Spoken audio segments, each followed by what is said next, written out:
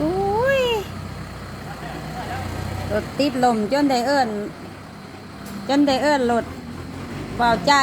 มาดึงมาลากไต่ล่าบ่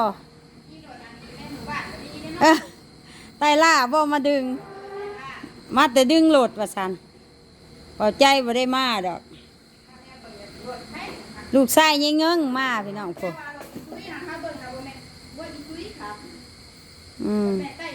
โจนมืดรุ่นอยู่เอ้ยมันสิขึ้นได้อยู่บ่เด้วะสิเมื่อมื้อนี้แหล้วหนักรถขึ้นบ่ได้จนค่ำจนมืดตั้งท่าอะไรก็สิเมื่อละวะสิไปนอนอยู่เซโนมันบ่ค้าครับมันได้อันครับเลยนะ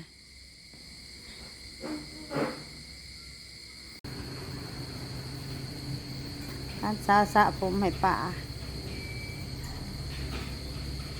ที่หนาใหญ่แต่ร้านสาวประมาณ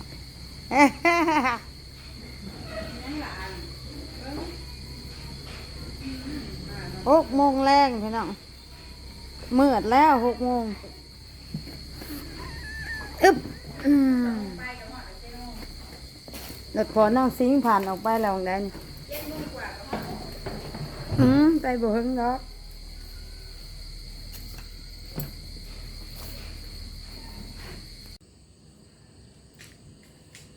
สบายดียามเช้าทักทายFCอยู่ทุกมองทุกบอนผู้อยู่ต่างประเทศแล้วก็พี่น้องอยู่ฝั่งไทยสวัสดีจ้าเมื่อนี้เด็ดแจ่งชงกาแฟดำกินตอนเช้าเปลี่ยนจอกเลยพี่น้องอันนี้ลายใหญ่จอกปลาเมาลายใหญ่ลายเล็กทำแตกไปแล้วเมื่อวานเห็ดจอกหลุดมือโอ้ยความกระลุกกระลันความกระลุกกระลุนพี่น้องเอ้ยผลงานของบุท่านใดเวลาตัดพี่น้องเอ้ยอย่าขึ้นตัดงานมันเพื่อใส่เส้นทางบ่แม่นว่าสิจุ่งไว้ได้มันเพื่อใส่ทางยังบุท่านมีเวลาตัดเบิ่งผลงานหลุดน้องเคยก่อนคือหลุดพอน้องสิงหาแล้วนี่มันเดใส่ทางแห้งพี่น้องเดใส่ทางแห้งต้นนี้สีกยังบ่ทันขาดเดี๋ยวสิขึ้นตัดอยู่เดี๋ยวได้เวลาก่อนมันเดใส่ทางเวลาหลุดใหญ่เข้ามาแล้วมันโบวิดมันโบพ่นมันหักเลยมันหักมันเดออกครึ่งทางพอ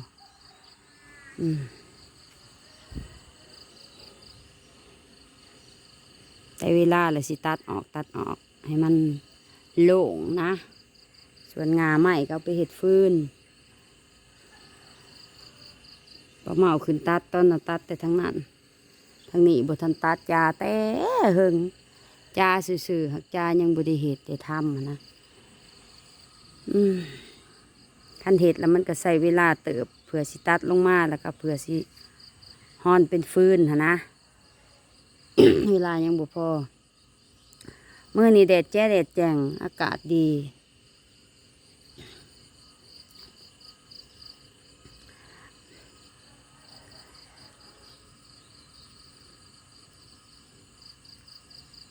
โอ้ยธรรมศาสตร์แดดเหลืองอลามเหลืองแบบตอบกับปลูกไม้นะปลูกไม้เป็นสีเขียวพอดีออกสีกำลังงามเลยอันนี้บริเวณหน้าบ้านของปลาเมาเส้นทางหน้าบ้านเนาะถือว่าเพิ่นงามกว่าหมู่ได้พี่น้องเลย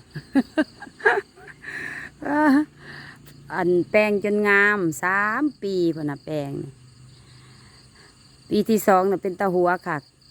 จนได้หิวเกิบย่างย่องไปโอ้ยดินดากดินตุ่มปีที่3งามเลยถมออกเงินกันถม3 หลังคาเฮือนอะไรเฮือนสลัง เป็นปลาเมานี่สุดไปหอดพอแหละหอดท่อระบายน้ำ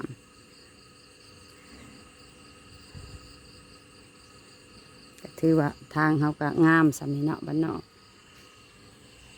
เอาบันนี้สิเว่าเรื่องบุญอีกเนาะว่าผสมผสานกันไป แม่พุทธาเด้อแม่พุทธาทางนั้นฝั่งไทยทำอิฐเพิ่นว่า 500 บาทเนาะเพิ่นมาเพิ่มอีก500เป็นพันนะประธานป่าก็รวมยอดไปเลยเนาะรวมยอดไปเลยเป็น1,000 บาทเด้อแม่พุทธาเด้อขออนุโมทนาบุญนำเด้อแม่พุทธาบุญคำนำสู้เด้อทั้งแม่เขียวผู้เป็นสะพานบุญรวมทั้งปลาเมาเองแล้วเนาะจัดแจงเป็น1,000 บาทแม่พุทธาทางฝั่งไทยรวมยอดผ้าป่าพี่น้องเป็นประธานสมทบทุนที่ไปสร้างหอกองอยู่นครปักเซ่พนละอยู่ปากเซ่เนาะอยู่บ้านเกิดผาจันจอยว่าสันๆซะว่าไปร้ายมันสิพิษเพราะว่าเฮาบ่ฮู้หั่นเด้เฮาบ่เคยเห็นหั่นเด้ วันที่13เนาะจะเดินทางวันที่14ก็กลับมาเนาะ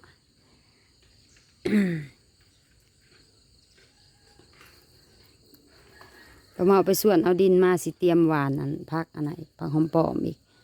พอกินเบิดแล้วกินนำกันเด้บ่มีเวลาปลูกมันอันนะเสาหลังแน่ปะนวลแน่ปะเมาเด้กินนำกันมันมีล่ะเอาไปใส่เจียวใส่ป่นใส่ลาบก็ว่าไปแล้วพอดีปะเมาสิปลูกใหม่เอาดินมาแล้วนี่สอง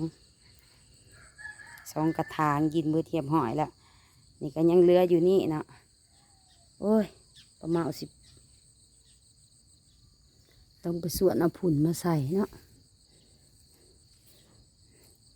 ใส่ร้ายเค็มร้ายกับตายนี่นะพอคำปอลิเอาวันนี้เนาะกินแบบกินให้กินเฮงๆนะลิเอาง่ามันหวานผสมกันที่จริงในเหงาหมกหุงกับหวานแต่ว่ามันบ่เกิดมันก็เลือกเกิดคือกันเนาะโอ้เดี๋ยวว่าเอาเด้อว่าเลือกเกิดบ่ได้มันเลือกเกิดแต่นี่มันบ่เกิดหวานใส่ดินเป็นบางบ่อนมันก็บ่เกิดอันนี้ประมาเอามาถอนใส่กัน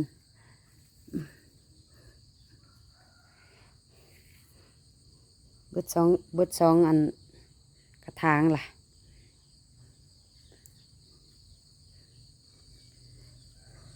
เอากาแฟสิเย็นสิมันหนังจิบซะก่อนสบายดีหน้ากล้องหน้าจอหน้าสุดๆตื่นมากินกาแฟแล้วพี่น้องเอ้ยตื่นมาก็กินน้ำกินกาแฟล่ะเมื่อนี้ว่าสิไปเกี่ยวข้าวหน้าบ่อแพงพี่น้องชมบรรยากาศที่หน้าบ่อแพงจะสิเป็นอย่างไรเนาะเสาหลังนั้นยังหน้าถุงหนึ่งอยู่ห้วยขะยองเพื่อแหละที่พูนที่พวกเราเดินทางไปไกลๆไปดำไหวแต่ผู้ผู้วานเพิ่นสิไปมือใดส่วนพอน้องซิงแม่น้องซิงกับกลับเมื่อรักเศร้าล่ะเนาะแยกย้ายกันไปก็มีอันยังเบาแพงกับเสาหลังนี่แหละบ่ทันได้แล้วเนาะเฉพาะพี่น้องออมแอมนี่ก็หาเขากระแล้วไปเลย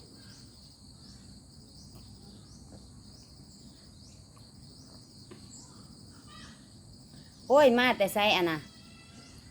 งัวคือมาแต่สาวแต่บ้าน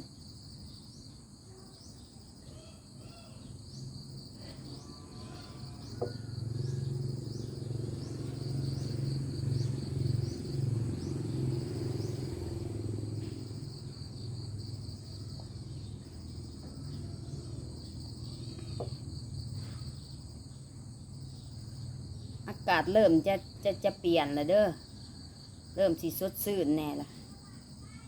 ยังขาดแต่ลมแต่ว่าความแจ่มนะมาแล้วความแจ่มมาแล้วแต่ยังขาดลมถ้าลมมาอีกถือว่าโอ้หนาวเลยนี่นะ